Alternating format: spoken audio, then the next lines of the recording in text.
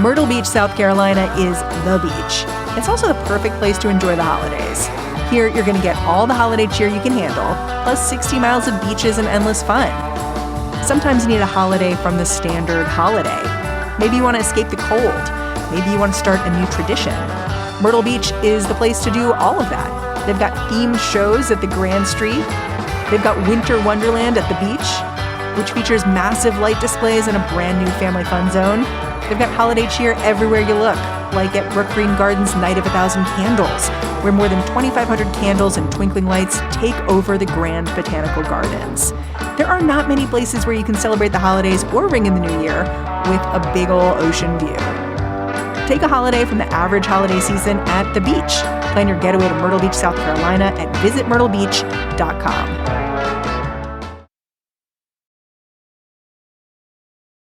Hey everyone, quick heads up, there's some unbleeped language ahead. There are a number of metrics you could use to answer the question, how blue is New York State? By blue, I mean likely to vote for a Democrat. And the answer to how blue is very. There are twice as many registered Democrats as there are Republicans here. A Republican has not won statewide office in 2 decades. And Joe Biden won New York by 23 points. Which is why it's so strange that last week, as Democrats all across the country looked at midterm results and heaved a sigh of relief, Democrats in New York cringed after suffering embarrassing losses. And so we're looking at New York. It's just sort of this curious singular case. And we're left to wonder, well, okay, why was there a red wave that started on Long Island and seemingly crested somewhere around upstate New York? And why didn't it happen anywhere else? Jimmy Vielkind is a reporter at the Wall Street Journal. He says the last few days have involved a lot of finger pointing among local politicos. But before we get into all that, let's just talk about the numbers. At the moment, New York's got 19 Democratic congresspeople. Next year, it is set to have 15. One of the most breathtaking losses for New York Dems was in the 17th district. That's where Congressman Sean Patrick Maloney ran. Maloney also happens to be the chair of the DCCC, the committee whose whole job it is to get Democratic congresspeople elected. A DCCC chair has not lost an election in 40 years. I started to get concerned when I saw numbers on Long Island and really in Rockland County, which was the core of Maloney's new district. Everyone has their eyes on the 17th congressional district between Republican State Assemblyman Mike Lawler and longtime Democratic Congressman Sean Patrick Maloney. With 95% of the votes being reported, Lawler is ahead by a little over a point at 50.6%. Like I said, it was clear this race was too close if you were a Democrat. Maloney is a 5-term congressman and may lose his seat to a less well-known politician, and this could give Republicans an unforeseen advantage towards taking control of Congress. The thing is, Congressman Maloney tried every trick in the book to set himself up for this midterm. He switched to a district that was friendlier to Dems. He got friends in Democratic leadership to lend him some money. None of it seemed to help. Hubris is a big thing in politics, and sometimes it catches up with you very, very, very, very quickly. You look at a person like Congressman Maloney. You're not in trouble until you're really in trouble. And by the time you get yourself to be really in trouble, it's very difficult to get out of it because getting yourself into trouble has meant spurning a lot of the people who could help you along the way. It's interesting because you say that in New York, Democrats are pointing fingers at each other over what just happened. But over the weekend, I was watching how various news organizations were doing the math of what's going to happen in Congress, which we still don't know as of this recording. And MSNBC revised its estimate of which party would take the House. And it said that they're estimating Republicans are only going to win 219 seats, which is a 1-seat majority. Very, very slim. And while you say Democrats in New York are pointing fingers at each other right now, I wonder if that materializes where there's such a slim majority in the House for Republicans, whether that finger pointing around New York will become a national game. Because if New York hadn't lost just a handful of seats, what the House of Representatives looked like could be very different. Well, that's exactly the point. And New York, it's a blue state. It hasn't broken for a Republican presidential candidate in almost 40 years. We have a Democratic governor. We had Democrats who control both houses of the state legislature.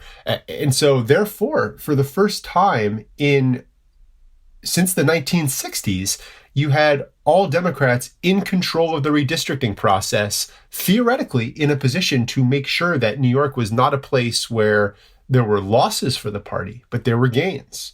And it just really all went wrong. And to the point of national blame, Howard Wolfson, who's a spokesman on Hillary Clinton's campaign in 2008, he worked for Michael Bloomberg, and he said, quote, "It's infuriating that as good a night as it was for Democrats overall is undone by arrogance and incompetence in New York." Today on the show, how New York Democrats lost their groove. I'm Mary Harris. You're listening to What Next? Stick around.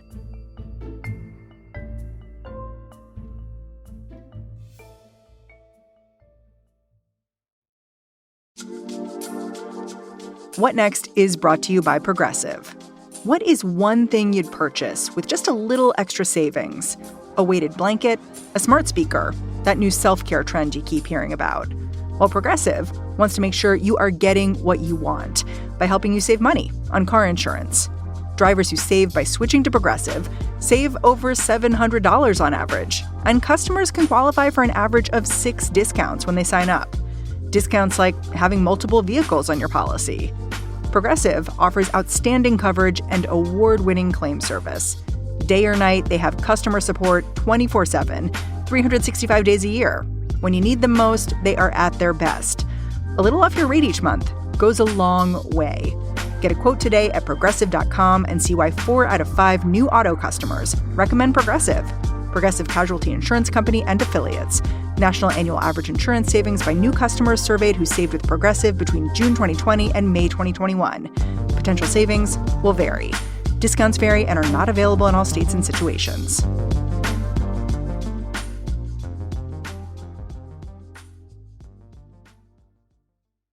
This podcast is brought to you by Progressive.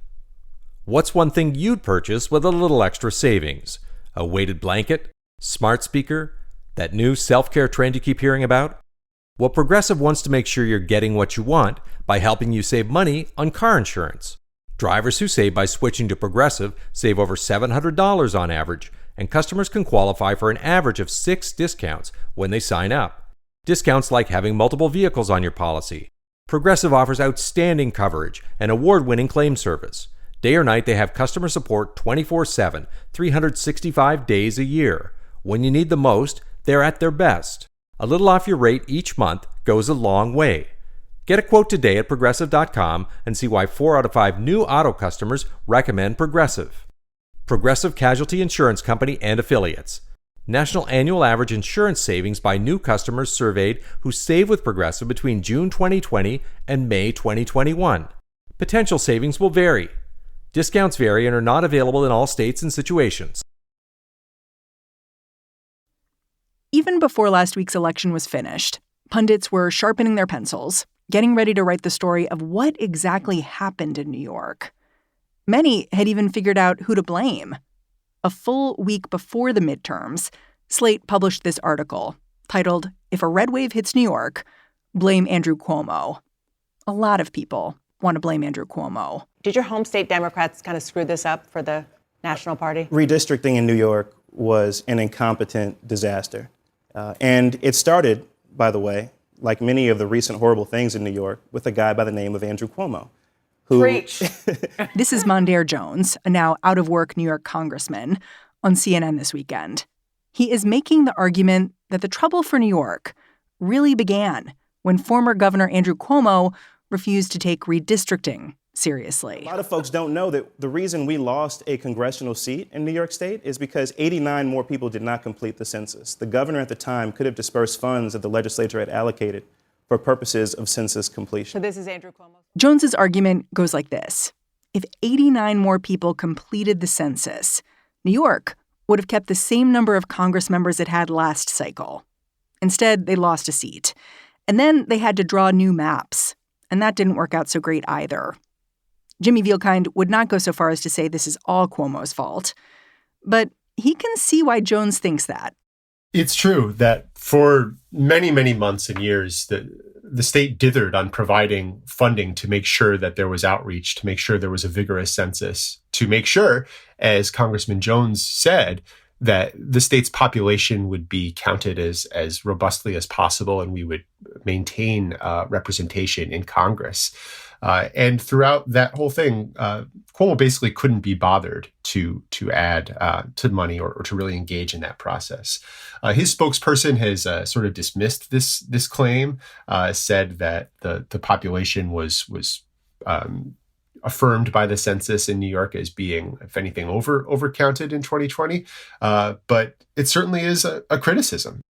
Okay, so New York lost a congressional seat, and then it has to draw its maps and sit down and do that with this new process that was devised a decade ago when Andrew Cuomo was governor. So what happened then? Well, the process went to shit. I don't know if I can say shit on your podcast. Can I say shit on your podcast? Do it. We're going to let it go. Okay. The process went to shit. Jimmy's saying the process went to shit because of another relic of Governor Cuomo's time in office, the state's Independent Redistricting Commission. This year was its first time in action. Essentially, the Independent Commission was supposed to come up with these maps, and it didn't do so. It failed to produce two sets of maps. It deadlocked. And when it failed, arguably by design or by purpose, and I haven't heard actually a good counter argument against that, it went back, surprise, surprise, to the state legislature. So it ended up that with all this newfangled independent commission with a capital I, that lawmakers were once again in control of drawing their own district lines and drawing district lines for the House of Representatives. And so they drew them. The first round with respect to the House would have created a map in New York that was 22 seats that looked pretty good for Democrats and 4 seats that they were pretty good for Republicans. Is that a fair map? That seems like not that many Republicans. Well, if you consider that Republicans take up, about a third of voters in the state, it is an underrepresentation. And when you consider that there are currently 8 Republicans in the New York delegation, it certainly would be a diminution. And that was exactly the Republicans put forward. So they saw this map and they sued and they won. Basically, they brought the case to court. They said that these lines were drawn by Democratic lawmakers, and they complained about the procedure by which the lines were drawn. And after a few lower court rulings, it gets to the Court of Appeals in New York, which is the state's highest court, 7 judges. And in a 4-3 decision, the Court of Appeals backed the Republican challenge. And the 4 people who hung together, they were appointed by Cuomo, correct? And are quite conservative? That's exactly right. The actual opinion was drafted by Janet DeFiore, who is the chief judge of the Court of Appeals. But DeFiore wrote an opinion that was pretty scathing. Not only did she knock out the map that had been drawn by Democrats, she said, and you legislators can't be trusted to try this again. And so she placed the map-making power in the hands of a judge in Steuben County, and they hired an outside expert who drew a map that had 16 seats that were safe for Democrats, 5 seats that were pretty safely Republican, and 5 that were generally thought to be competitive. One congressman called this map an extinction-level event for New York Democrats. Yeah, Democrats were really, really, really upset. And it's important to point out that this justice ruled that an independent person should come up with these maps, a special monitor, because she could have just as easily sent it back to the legislature, right? And said, just redo this, make it better. That's exactly right. That's exactly right. And so there were some people who were furious with Judge DiFiore. She actually ended up resigning over the summer this year. And also, it was reported by the Wall Street Journal and other outlets that she was under investigation by the Commission on Judicial Conduct at the time of her resignation for what was believed to be improper conduct with regarding the head of the state court officers union.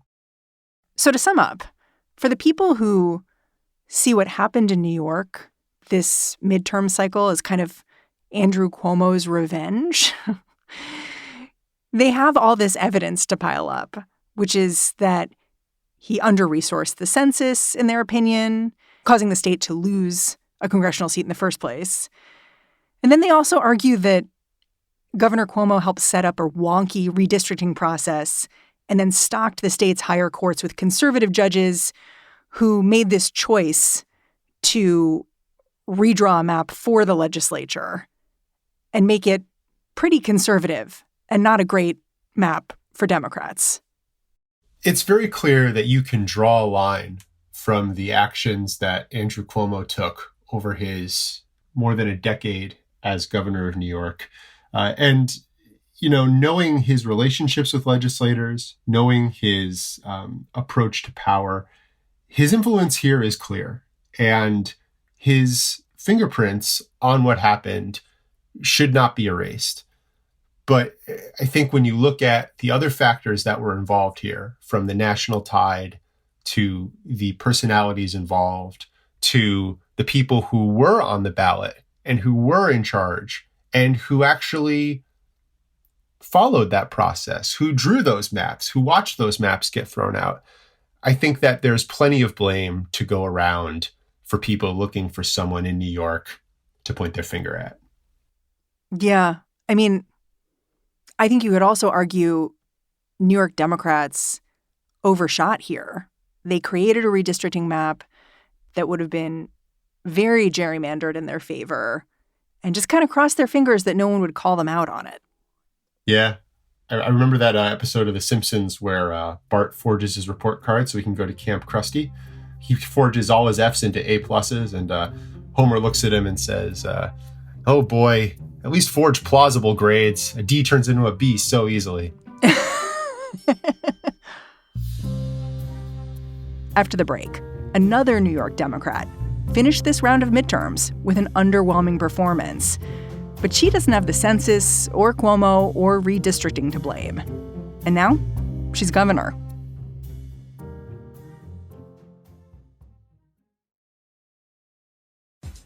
This episode is brought to you by Best Buy.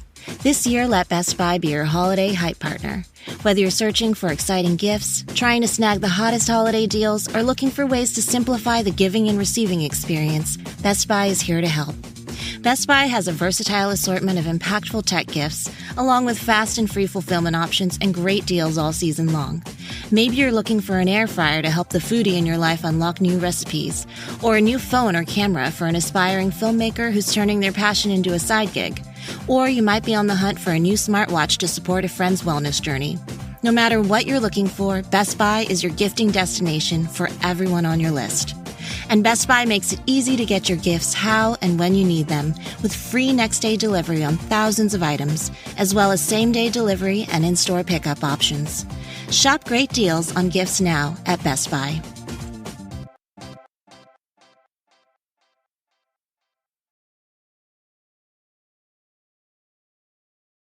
I want to talk about New York's Democratic governor, Kathy Hochul, and her campaign.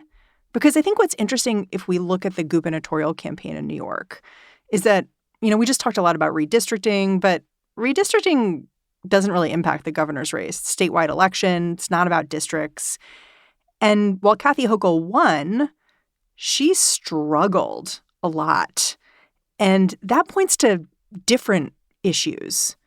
So I guess maybe start here, which is what were the first signs of trouble that you saw in Kathy Hochul's campaign? I think the first sign of trouble was about 2 weeks out when you saw a pretty quick pivot There were some polls that came out that had been showing the governor's race as sort of a 15-point affair, which is about right. It's a little bit low for a Democrat, but again, it's going to be a red year. But Hochul running away with it. Yeah, Hochul up by about 15. Not bad, not a problem at all. And all of a sudden, there were single-digit polls, and people started to have their eyes bug out of their head. Mark Levine, the borough president from Manhattan, he held a rally that he organized called "Wake Up Dems." Yeah, for me, I got worried when I noticed Bill Clinton and Joe Biden coming to campaign for Kathy Hochul. And usually you don't need that kind of firepower in New York State. Usually you don't need the Democratic Governors Association to be spending money on your behalf. You don't need rallies with top tier people. It should be not much of a contest. And this year it wasn't. And the big moment was that Hochul was not directly addressing what polls showed was the number one issue for voters, which was elevated crime. And that's a message that was particularly resonant in New York City suburbs, not by people who probably live in the core of New York City, but who are commuting in or who go there every once in a while and who have, since the pandemic, observed that there is more visible disorder and that there are more random attacks. And the statistics show that these incidents are up, and the media coverage has really amplified it, and it has created a perception of elevated crime. And Zeldin capitalized on this. Lee Zeldin, her Republican opponent. That's right. Lee Zeldin, the Republican candidate, focused on this, honed in on it, and Kathy Hochul was seen as arriving somewhat late to the party. She spent most of her summer and most of her campaign money on ads that essentially attacked Zeldin, described his position on abortion. He's pro-life, he opposes abortion, as out of step with a majority of New Yorkers, and also emphasize his ties to former President Trump. This is Lee Zeldin, the Republican nominee for governor. And on the day our Capitol was attacked, a day that led to the deaths of 5 brave police officers, Zeldin still voted to overturn the election. Lee Zeldin is extreme and dangerous. Zeldin worked with Trump. He praised Trump. And Zeldin was one of the members of Congress who voted against certifying Joe Biden's win in the 2020 election.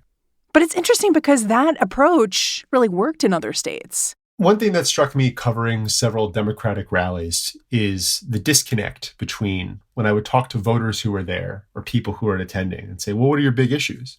And they would almost invariably mention the higher crime. And then I'd listen to the speech and it wouldn't really address that. There was complete synchronicity in talking to people at Republican Zeldin's rallies and listening to the message coming from the stage. I don't know why that is. I think that part of it could be the fact that in New York, abortion is legal. It is solidly enshrined in statute. And so when the Dobbs decision came down, there was no change in the state. Obviously, abortion is an incredibly important issue for people, but it didn't seem to be under grave threat as it might have been in Michigan or in Pennsylvania. And then with regard to democracy, New York is a blue state in presidential elections. There's no sign that it won't be a blue state in presidential elections. So that, too, wasn't as salient an issue as it might have been in a swing state like Michigan or Arizona or Nevada, where the eyes of the nation really will be upon them in 2024. So the other complaint has been that she focused too heavily on television, that there wasn't enough coordination with unions or officials or grassroots groups on the ground who know how to drive and get out the vote.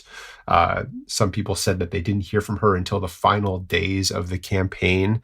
And I think that is also a valid, particularly if over the summer you don't think you're going to be in a close election. So the result of this has been progressive groups who have been very good in New York at getting out their vote, at driving the base. They do have good grassroots operations. They pushed their button for Kathy Hochul, even though she's not their preferred candidate and she doesn't have the policies that they would necessarily like to see.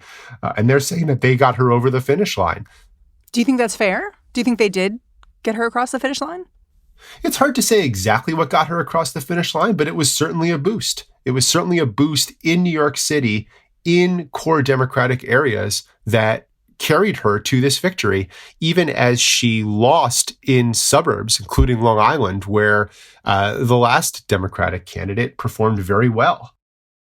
I look at the finger pointing among New York Democrats right now, and I kind of wonder, like, who's running this party a little bit?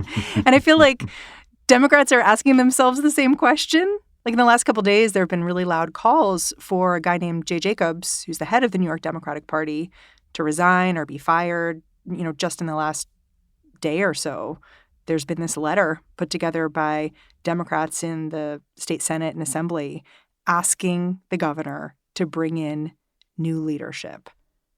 Do you think a change in leadership would have made a difference here, will make a difference moving forward?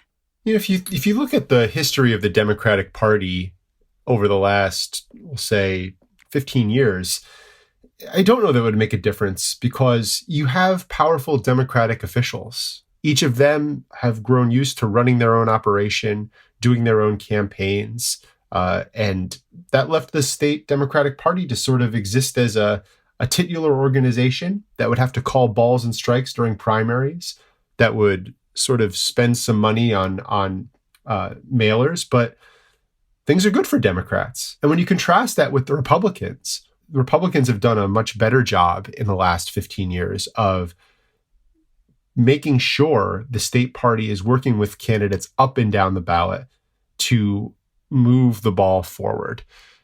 And so it's unclear what the future of this state Democratic Party is going to be, because regardless of who runs it, you still are faced on the Democratic side of the aisle with this fight between the progressives and the moderates. And until that fully gets resolved, as long as everybody's winning, I don't know that you'll see the Democratic State Committee, the Democratic Party, emerge as a major force in the state, because as of now, it doesn't really need to be. I can't shake the feeling, looking around at the political blame game in New York, that all the people with theories of the case here have something they're trying to sell me. Like, progressives want me to blame Cuomo and party laziness. Moderates want me to blame defund the police and, crime, and we just couldn't come back to that. Do you think there's one case here that's more compelling or better? You're exactly right. Everyone does have something to sell you. And the end result of that sales pitch is that they should be on top in this never-ending struggle between the two wings of the Democratic Party. Here, when you look at where the losses are, and when you cover this in cycles over time, it does seem, talking to voters and looking at their sentiments in New York, that the focus on the issues was a major driver. And if you look at where the losses occurred, it does seem to provide a more coherent explanation than the critique of not listening to the more progressive side of the equation. But I'm sure, having said that, there will be lots of people who disagree and offer a sort of counter explanation. I was going to ask you what the lessons would be for places outside of New York, people who don't give a hoot about Kathy Hochul, who live in California or Michigan. And listening to you, I feel like you'd say the lesson is don't get too comfortable. Yeah, the lesson is don't get too comfortable. Don't take things for granted. And don't forget that the electorate shifts. Things change. Just because Democrats in New York have a greater than 2-to-1 enrollment advantage, it doesn't mean that voters will stay loyal to the party.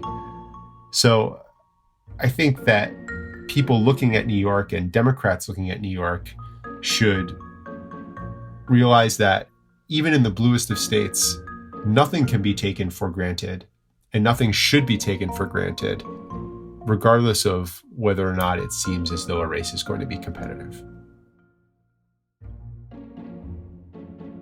Jimmy, I'm super grateful for you coming on the show and walking me through it. Thanks for having me, Mary. It's always a pleasure. Jimmy Vielkind is a reporter at the Wall Street Journal. He covers New York State politics and government. And that's our show. What Next is produced by Elena Schwartz, Carmel Delshad, and Madeline Ducharme. We are getting a ton of support right now from Anna Phillips, Jared Downing, and Victoria Dominguez. We are led by Alicia Montgomery and Joanne Levine. And I'm Mary Harris. You can go track me down on Twitter. I'm at Mary's Desk. Thanks for listening. I'll catch you back here tomorrow.